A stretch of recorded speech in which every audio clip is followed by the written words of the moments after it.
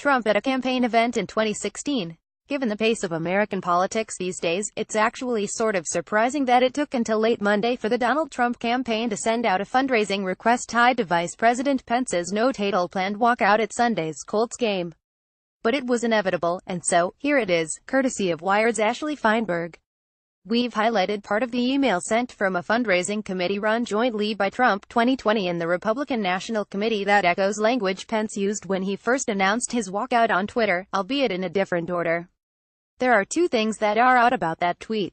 The first is the capitalization of flag, which isn't how the word is usually presented in American English.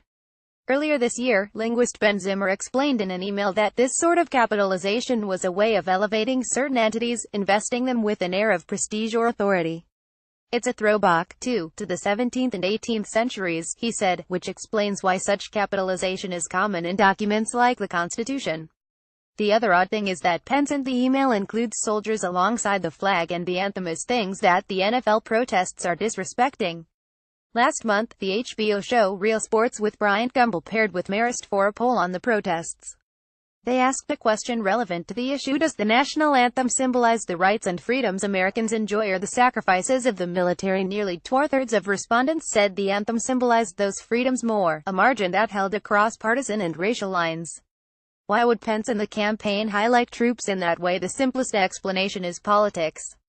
The military is consistently the institution in which Americans express the most confidence, according to Gallup polling. 71% of Americans had confidence in the military as of June, compared with 32% that had confidence in the presidency. Members of the military and small businesses are viewed nearly universally in a positive light, which is irresistible to politicians. So, instead of talking about how NFL protesters were disrespecting the flag itself, a fairly potent charge, Pence et al. Went further, suggesting that the offense was more broadly to those who've served the country. The protests, of course, are not against the flag or anthem, much less the military. They are against racial injustices in the United States. There's another layer that is specific to Trump. As president, he has repeatedly hinted that he thinks the military should have a more significant role in American politics. That's manifested in his appointment of several former generals to his cabinet, including Secretary of Defense Jim Mattis and Chief of Staff John F. Kelly, who was once the head of the Department of Homeland Security.